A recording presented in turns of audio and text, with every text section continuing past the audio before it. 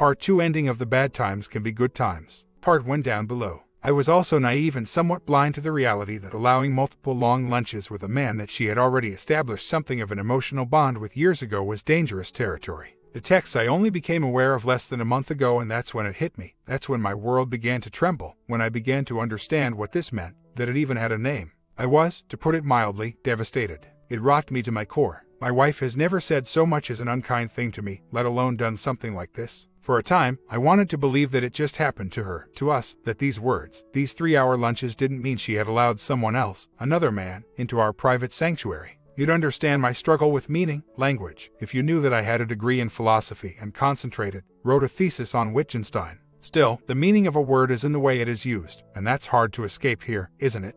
I did confront her, with an emotional torrent the likes of which I wouldn't have imagined possible. I did not, however, tell her I knew about the texts. I wanted desperately to have her tell me about them. From her perspective, I was just devastated about the realization that 2 3-hour lunches and a handful of gut feelings about it meant she had been unfaithful to me. Even the thought of her having been seen with another man for a 3.5-hour lunch at our favorite restaurant horrified me. That's what we do. I barely slept for days, honestly. She felt unbelievably awful, of course, that I was hurting so badly, but she maintained that she had really done nothing wrong, per se. It was just lunch and talking, and he was just a friend. As you might understand, it made it all the more difficult knowing the text and hearing her insistence that she had done nothing wrong. I think she was aware in the causal sense that she was part of something that, in hindsight, hurt me terribly, but not in a way that she expressed could have been predicted. In other words, she wasn't responsible for what had happened, just that something had happened and I felt terrible. It was clear to me and her that had she known about how I would react to just lunches with an old friend that she would have avoided the situation in the first place.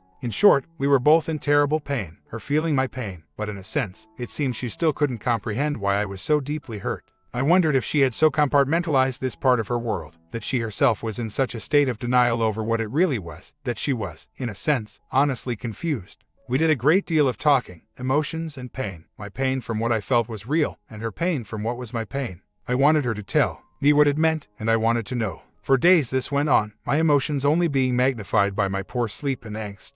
I avoided directly asking her for the texts. I wanted her to offer them to me. If I wanted to know what this all meant, clearly, she had to know that would offer me something of a window into things, some solace if there was nothing there, and confirmation if there was that I had reason to be concerned. I alluded to this several times in a way that I then knew she was avoiding talking about the texts. In fact, when I finally more or less came out and said it, that I wanted to see them, I could sense the panic in her. Again, this doesn't answer the question completely where her mind was, whether she at some point acknowledged to herself the inappropriate nature of the texts and the lunches, but it made me distinctly aware that she knew now how hurtful they would be in the context of what she thought was only my feelings towards the lunches. Objectively, the lunches are far less troubling than the texts, I think you would agree. I didn't ask for the texts again, and she never offered them up, preferring to avoid the subject. I'm sure she was suffering a great deal of internal conflict, wanting to be honest with me, as she believed she always was, and not wanting to make a bad situation worse. When push finally came to shove, and we agreed it was time to see the texts, we sat down and she showed them to me. Scrolling through them, it was painfully clear that she had curated them and sanitized, deleted everything that would have proved inappropriate, wrong.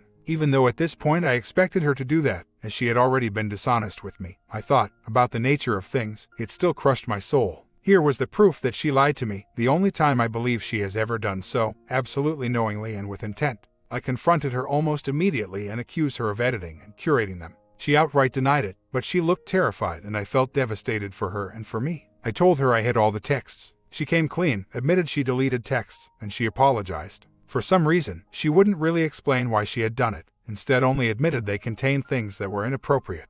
Interestingly, prior to her discovering that I knew about the texts, I had asked her, hypothetically, if I had been fine with her continued occasional lunches, would she have continued them? She said yes, because they were just friends and nothing was wrong with that, having lunch with a friend. This, even in light of what I had explained I had come to know about how emotional affairs come into existence. She insisted that we were different. We don't follow other people's conventional rules because we trust each other, she explained. I tried to impress upon her that these things creep up on you, and, at minimum, at least one participant ends up emotionally involved. A bad recipe just at that, even if it's the other man or woman. Our nature is to make emotional attachments, as humans, and it's even easier to have these run out of control when there is something of a prior depth to the relationship. Virtually everyone agrees that old boyfriends and girlfriends are to be avoided when you're in a marriage. It's intuitive. That discussion about whether she would have continued contact with him did reveal one little tidbit.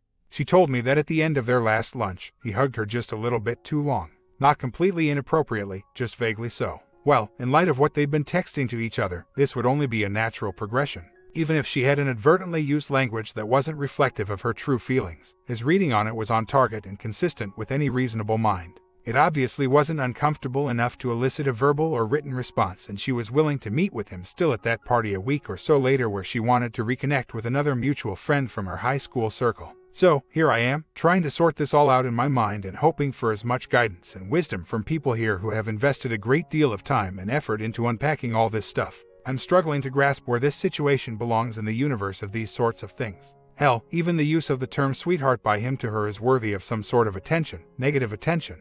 At minimum, it would cause a funny look by a husband or wife that is present when used referring to their spouse, right? Yeah, that'd be uncomfortable. Sweetheart. I couldn't imagine saying that to another woman when I'm married or even in a committed relationship, or even saying it to a woman who is. I should make myself more emotionally available to my wife so that she is less likely to seek outside support. I'd like to imagine that I already do that and have always been that for her. It makes this all the more perplexing and troubling. We are truly blessed to be able to spend an incredible amount of time with one another, something we both treasure and tell each other often. We both work from home and our primary focus in life has been kids and our relationship. We're the couple that constantly holds hands in public. We've literally never had what most couples would call a fight, never. Really, as another poster had mentioned, nice guys get walked on. Perhaps that's true, generically. I'd agree to some extent that many women want the rebel type, the hard, masculine exterior with the golden heart and emotional access. Well, that describes me, to a T. I don't even try, it's who I am. I'm in fantastic shape, not to brag, just saying that, on the physical side. Her friend is quite overweight and not a great-looking guy. He's quite bright, gifted, certainly, but then again, so am I. Both my wife and I would be among the dumb crowd at a Mensa conference, so whatever my deficits are, I can't imagine objectively where they wouldn't measure up to him. However, we all know that the fertilizer for many of these things is the newness, that buzz around the feeling we get when new emotional connections are being made with someone else. It's neurochemical, it's human. We're designed to have it happen to us. Boundaries in our world outside of marriage are supposed to prevent the possibility of getting into that world, and now I'm a firm believer in the zero tolerance for alone, intimate settings with anyone other than my wife. It's not about trust, it's about loving your spouse enough to not engage in risky behavior. Another little morsel that my wife briefly mentioned during one of the more emotionally pitched talks we had was that she had never felt like anyone had ever pursued her. Reading into this, it seems, she was telling me she never felt attractive. I sensed immediate discomfort that she had expressed this, so I didn't push for more. I will later as we continue to work through all of this. I think, especially as we age, hitting middle age, and particularly for women, they begin to feel unattractive. Sure, for many there's the weight issues, and for some, perhaps they never felt attractive or pursued and always wanted to be. Maybe that's my wife, in her mind. On another thread I read how a wife said her husband's attraction and nice comments about how she looked didn't mean very much because he has to say those things, as her husband. A terrible thing to think and worse to say. This was in comparison to how she felt when a perfect stranger, on a train in Europe, who was putting the moves on this married woman, felt. Sad, terrible. The poor husband was crushed. She still has feelings for him, of course. The struggle for me is the continuum, the relative nature of feelings. When the feelings appear to me to be trespassing in a place where they don't belong or at an amplitude they don't belong, there lies the trouble. I have feelings for a platonic friend that are greater in amplitude than a stranger. That's natural, normal, a good thing. I don't, however, tell my platonic friends that I completely adore them and miss them. I also don't use hearts, hard eyes, hearts and kisses, love, in text to old friends who happen to be female, or old girlfriends for that matter. As for the lying, she didn't try to explain it, really. She just said she was very sorry and that it was wrong to have deleted texts to deceive me. Deceive is my word, she just said it was wrong. In all honesty, she kind of shut down and I didn't push her to explain. She really feels she failed me, even said so. She hasn't been very good at sharing her feelings, her frame of mind, her thoughts. It's been lots of raw emotion, lots of tears. I know she's hurting right now, so for a time, after many hours of tears and soul-grinding hurt, we've decided to just be normal for a time and decompress. I think this is a good way to approach this. By the way, is anyone else having trouble seeing the emojis in the text string? They certainly add something meaningful to the equation to understand. As far as emails, no, I haven't looked, but I suspect it was mostly texts, lunches, and some phone calls. While I agree that the lying about the text takes it to another level, why do you say this takes it into the adultery category? An emotional affair is a form of mental adultery, of course, but I don't see how the lying moves the needle into the category. It goes to intent, guilty mind, yes. I would agree and argue that a 3-hour lunch is a date. regardless of intent or no intent to specifically cultivate a dirty relationship. Spending that much time with a member of the opposite gender and sharing meaningful, deep, important, and personal things is what couples do on dates. It is, simply put, the process, the building blocks of emotional connections, and is inappropriate. She has agreed to never see him again and cease all contact. She unfriended him on Facebook, but they had little to no communication there, apparently. She deleted the text string from her phone because she said she hated seeing his name when she looked at other texts.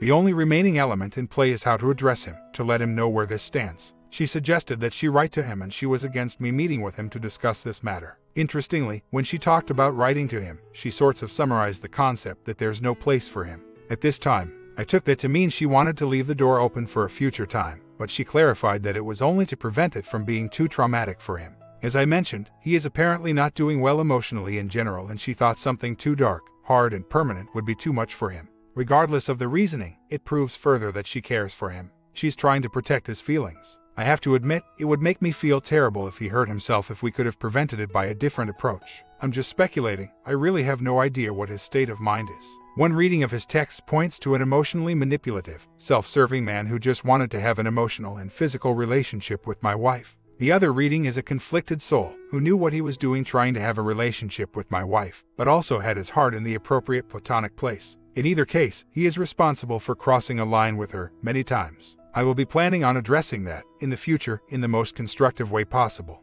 That will involve a face-to-face meeting. It will be uncomfortable, but I want to hear what he has to say. It's valuable, for me, for my wife, for our marriage. Trust your gut feelings. To clarify, I was never explicitly excluded from any of the lunches or the party. There's always that vague implication that goes unsaid where the third person who's not a friend of one of the friends would make the time slightly strained, awkward. Third wheel. For the party, it was only practical that I stay home and stay with the kids as it ran past their bedtime. To the assertion that more may have happened at that party, even just judging solely by the last text, where he said he really enjoyed the party but especially liked their alone time, lunches, best, it's apparent that nothing happened. That, and I really know, that my wife would never cross that line. I'd bet my life on it. That may sound foolish and naive to people who have been burned and thought the same thing, but I do have a belief to my core that she wouldn't cross that line. Physical lines are easy to see. They're bright, red lines that nobody can claim ignorance to. One cannot deceive oneself into believing a physical affair, that physical boundary, even kissing someone else, isn't crossing the line. However, as we are all too familiar with, that slow, easy, natural slide into the emotional realm is a different animal when proper boundaries aren't well defined in advance. It doesn't absolve someone of responsibility at some point when it should be obvious, when it is obvious, that emotional boundaries have been crossed and inappropriate communication and feelings continue. I still struggle with her state of mind, really. Contrary to the pessimists here, she really is devastated, truly down to the fibers, that she hurt me and failed me. She's said it many times. To a certain extent, I think she wishes at some level to cling to some denial of what the text and meetings meant, preferring to have them relegated to just friends and not rising to the level where a reasonable mind would infer something more inappropriate. In the beginning, before she knew that I knew about the texts, she insisted that she had done nothing wrong, insisting that she couldn't apologize to me because she really felt it. Really, that she had done nothing wrong. I know the mind is a powerful thing, and that accepting that she had done something wrong at that point would have been an admission that would be extremely painful. Perhaps it's a form of self-deception, insulating herself from the pain that admitting wrong or inappropriate would bring. Has anyone here who has known this from being in her shoes ever experienced this? As an aside, I made the case to her that even something as mild as calling another man's wife sweetheart, which he did, if it was in front of a husband, would elicit a negative response, or, at minimum, a serious look of disapproval. The midlife crisis. That's the exact term she used today to describe her life right now. We've been talking a great deal, often very emotionally, as you might expect. It's those moments of openness from her that help me immensely and further the healing process. Although at times it feels the ship, my ship, our ship, is being battered and is completely rudderless, there are moments of time after the storm, after the battle, where calm waters prove the ship can weather the storm. This morning and last night were again immensely difficult, as if I was powerless to resist the pull into the storm. I'm sure those of you who've been through something like this know the feeling. Still, we must sail into the storm. The ship will hold. Where my wife and I have struggled along the way in this, she remains in the position that she can't be certain her friend had other, less than virtuous intentions throughout this ordeal. I maintain the position, a default setting of a sort, that men will almost never invest significant time and energy with a woman unless they believe it's possible to eventually have a physical relationship with them. Even if going into the rekindled friendship his intentions were pure, the likelihood of staying the course in that thinking are vanishingly slim. Even less than remotely possible given his overtures to her, both emotional and physical. You are beautiful and I could have hugged you 100 times today. Obviously, from a legal threshold in civil litigation, we would be well within our rights as the jury to convict with the preponderance of evidence standard. That is, more likely than not. However, in your opinion, not taking into account the 3-hour lunches, would we the jury convict this man of inappropriate intentions with a standard of beyond a reasonable doubt? Could you, the defense attorney for him, craft a plausible, credible defense to acquit him if the evidence only included the texts? If yes, you believe you could craft a solid defense, would the 3-hour lunches prove insurmountable with the texts in tow? Perhaps in the hours of conversation he was showering her with compliments. I know the text was rather pregnant with inappropriate things said, extolling her virtues, wanting to hug her, even acknowledging crossing the line and possibly making her uncomfortable. She welcomed it, at least in the texts, and offered it back to him. I know I'm not responsible for this, that much I'm certain. I've always been emotionally available for my wife and like to believe I more than meet her needs in every respect. I still have a hard time believing this is even a thing, that it's real. The harder I try to find another interpretation, the more real it becomes. I wish I could suddenly know that I built this monster in my own head. I also think that early on, the OM saw that it could be more and pursued it rather vigorously, as did she to a lesser extent. What I am saying is that she needs to recognize when a man is clearly grooming her and pursuing her. She also needs to recognize when she quotes reasons for it happening, such as I felt that I never got attention from anyone and he made me feel attractive again, that these are in fact signs that the grooming is working. Finally, she needs to recognize when she is making excuses for this type of man, that in fact he is not a friend of her marriage. This will help her in future, which is one of the points I made to OP. I think she did see what it was becoming but chose to push the boundaries to see how far it went, for the simple reason that it made her feel good. As for the depth of their friendship in high school, I'm almost certain there was never anything physical, but that's not a prerequisite for emotional attachment. They did a lot together, he was part of her small inner circle. They even traveled together to compete in a type of science competition as part of a small group from school. I believe it was just 4 of them. Any way you slice it, they were very close and explains a lot about the immediate comfort level that was achieved. She deleted a lot of the texts and all of the ones with definite boundary violations. What was left would have been concerning, worth addressing, like a big heart emoji after he signs off with his initial, or L, M, love, M, but nothing to be seriously alarmed about. Her texts to him were thoroughly sanitized, all inappropriate texts deleted in their entirely, many missing entire texts and exchanges. Same with texts from him. Most of them were missing entirely because the texts weren't able to be individually edited for content, only deleted as a whole. What was left was a garbled, incongruent string that was so damned obviously incomplete that it was almost insulting that she thought I'd believe it. I went to lie down in bed to collect my thoughts for a few minutes, heart literally pounding in my chest. A few minutes later, I asked her if she had deleted or curated the texts. She said no, but she said that she might have deleted some to make space on her phone, like she used to do when she didn't have the hard drive like a habit, to make space.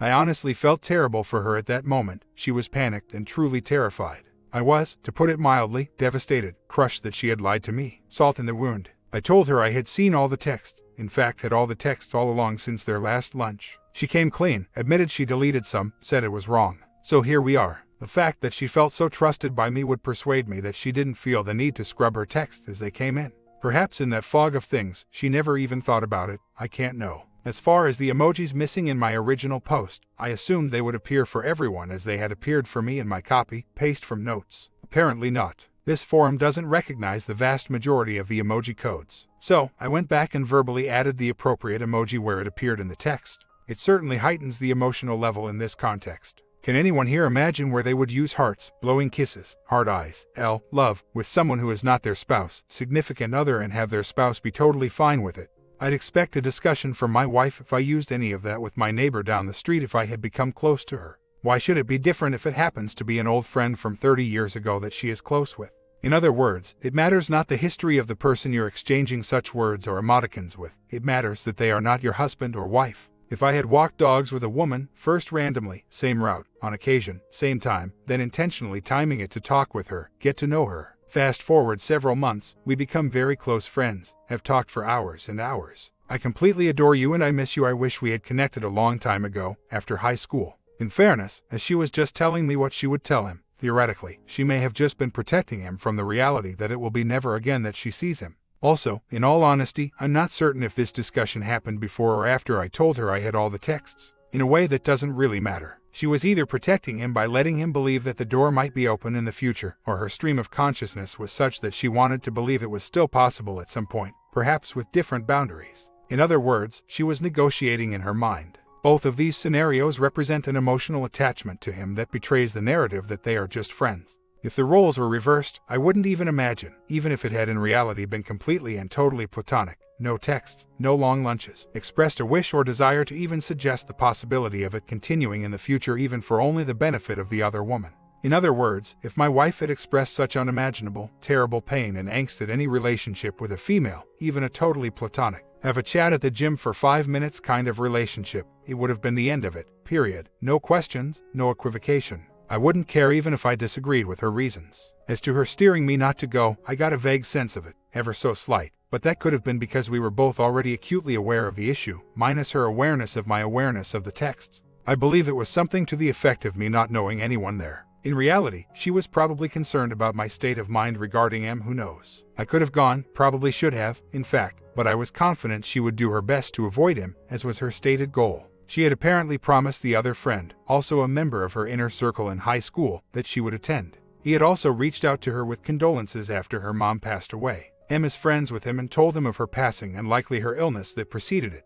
Then again, we also have 2 kids who would have needed a babysitter, and that's a truly, extremely rare event for us. We do almost everything as a family, always have. I desperately wanted her to come clean and admit the totality of what was going on, and I didn't want to force her. I wanted her to confess to me, without being coerced. I knew the truth and I knew that she also knew the truth. Hearing her insist that she did nothing wrong was hard when I knew it was not the case from the text alone.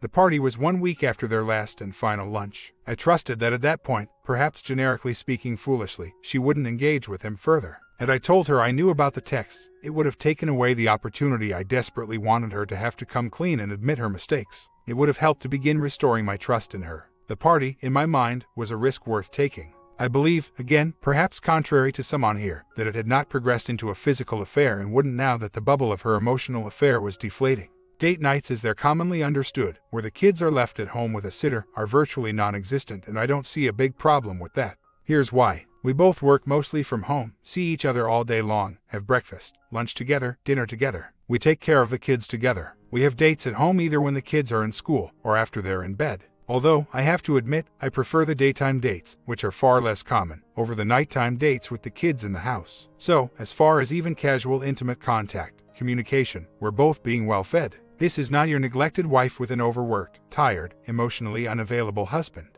Quite the opposite, unless I'm missing something big. It seems that some of these circumstances, these nascent or full-blown emotional affairs just happen to people sometimes, even if there's no vacuum anywhere. We are wired to make close, personal, emotional connections with members of the opposite gender. That's not to excuse bad behavior, but it explains why bad behavior happens when proper boundaries aren't in place and awareness isn't had. An interesting and disturbing development. While doing a bit of research this morning, hoping to find the contact info of the guy's ex-wife, I found something of a bombshell which hopefully helps to shatter any illusions my wife has left that this guy is just a sad story, an old friend reaching out for some help and friendship in tough times. No doubt his life has had some difficulty, his mother having also passed away this past spring, but the court case I found told of a scary, dangerous, and unstable past. I was aware that he had a protracted legal dispute with a company that he co-founded, him having told the story to my wife about him being a victim.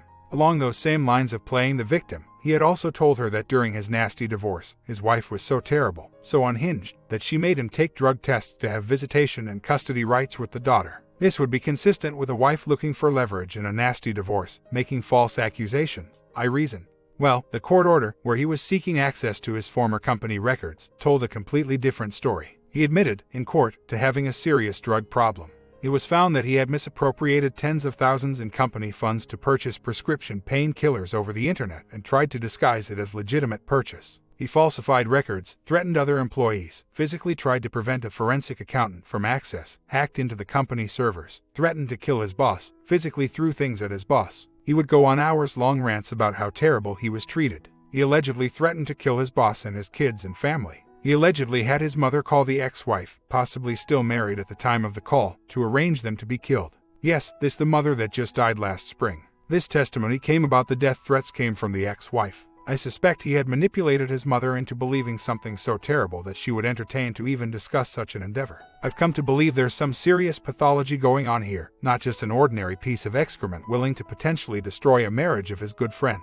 The quick approach wouldn't work with my wife, not a chance. As it seems quite often the case, I don't believe she was looking for anything missing in her marriage with me. Perhaps the vacuum left from the death of her father left her a bit lost, looking to make connections to help make sense of things. Grief causes all sorts of irrational thinking. Rational people go to psychics in search of connecting with the dead, as one example. I believe the death of her father left her in a very fragile, vulnerable state, and this guy appeared at the right time, also with a story of death and dying. People in support groups, having in other ways nothing in common, find a bond and comfort through this one, often painful common thread. While I hold him responsible, clearly, for his part in what he had to know was risking our marriage, his patience makes sense now. My wife would be worth the effort. She is an amazing person, even now, even though she was headed down a bad road and made mistakes which left us both devastated. I'm not putting all or most of the blame on the Om. Far from it, in fact. I only included the recent info about him in my analysis to add another useful layer to understand the totality of the story. As for my wife being an amazing person, yes, she is. One big mistake here, either the emotional affair or lying. Curating the text doesn't destroy 20 years of an amazing relationship.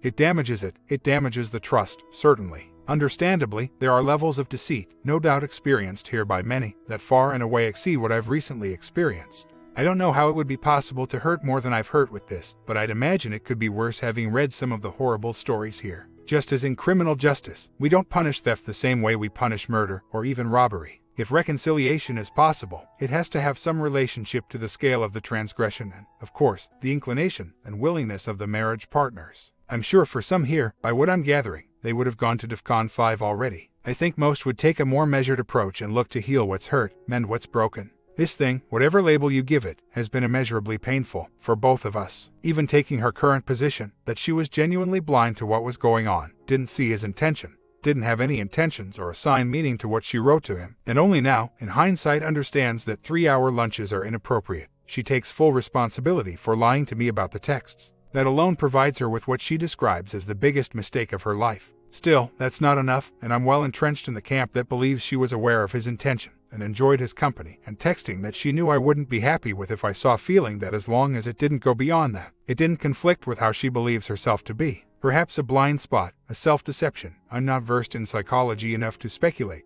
Cognitive dissonance best describes what I still think she's experiencing right now. It's a longer version of the same lie that she told when I first told her I had all the original, unedited, non-curated texts. It made no sense to continue to lie at that point, having been caught red-handed, so to speak, but there she was, for a panicked minute, trying to convince me that she had deleted them randomly, just to save space on her phone. She still clings to the position that she didn't know what he wanted, believing he was just behaving as a friend and that her texts to him didn't mean what they seemed to mean to everyone else. Even the word adores, which she used in one text, I completely adore and miss you, she says means to her how you would use it to a friend, something I guess I would say differently, if I tried to think like her perhaps. Said you're a really great person, etc. I still can't imagine using completely adore and miss you to another person, let alone a woman, unless I had very, very strong emotional feelings for them. Beating this horse to death, of course, but has anyone experiences anything like this? With the totality of the texts and the long lunches, to deny their meaning seems the verbal equivalent of a spouse denying they were physically cheating when you find the condom, the motel receipts, the emails about how great you were last night. It's really troubling, and I'm now convinced there are serious cognitive dissonance issues. So, Friday is our first appointment with the therapist. I followed up and asked her where they were when the uncomfortable hug happened. It was in the parking lot. I didn't ask her about whether he tried to kiss her, but at this point, she knows for sure that a failure to mention this and mentioning it now would be another violation, a lie of omission. Whether he did or not, and I suspect he didn't, his intentions were and are crystal clear, hug or no hug. I've not slept more than 5 hours in a night in over a month, and that's with the help of prescription sleep aids which I'd never needed my whole life. It's trauma, plainly spoken, to describe it, and the process to get through it, honestly. We went to our first therapy session last Friday and are planning several more this coming week, so that's a good thing. I like the guy, he's warm, compassionate and balanced. We've talked about the book, Not Just Friends, and I've been reading a copy online a bit. We're going to read it together at some point, no doubt. She's very much aware now the nature of how this happens to people, that boundaries should be there in thoughts, words and actions to prevent this from happening again. I'm still deeply troubled by how she still claims to have been in such a state of mind throughout this entire trajectory, through their last long lunch, that she never recognized the inappropriateness of the relationship in the context of our marriage. Cognitive dissonance. Can these really make a person so blind? Is the mind protecting itself from reality in order to continue to satisfy the demand for the attention she was getting from the other man? I can understand childhood traumas can be hidden by the mind with protection mechanism. Very. But could this feeling she was getting from him rise to such a degree where the mind can filter things and make possible a defense of not knowing what she meant with her words or what she understood from his? I can't fathom that this could develop so incredibly rapidly to strip the filter, those boundaries away so quickly. I struggle for an analog in my life, reaching back to high school. I had one very close female friend that I never dated or became physical with, but we would talk very often on the phone at length. We were very close, and honestly, I would have welcomed a physical relationship with her. She mostly dated guys from another school, and it never materialized with us. Perhaps she never considered me in that realm, and I never let her know that I would have wanted more. Still, I can't imagine being so transfixed, so hypnotized by our past emotional connections that I wouldn't recognize boundary violations that are so damned obvious to everyone who has read the text. It wouldn't feel right to have her say love you to me or call me sweetheart or feel me deeply stay warm missing you. Look forward to the time we spend together. Alone hope you're staying warm and cozy. You've been in my thoughts often. I missed you and felt it strongly this afternoon. You are beautiful, and I could have hugged you 100 times today. The list goes on, including the inappropriate emojis. And that's just what he said to her, not including what she said back, affirming, enhancing and mirroring his feelings with her words. What she didn't say to him to put the brakes on what was obviously inappropriate and wrong to think about her, to say to her, is equally baffling and inappropriate by itself. I can't imagine myself staking a claim of unawareness to this, let alone to what I had said if the tables were turned.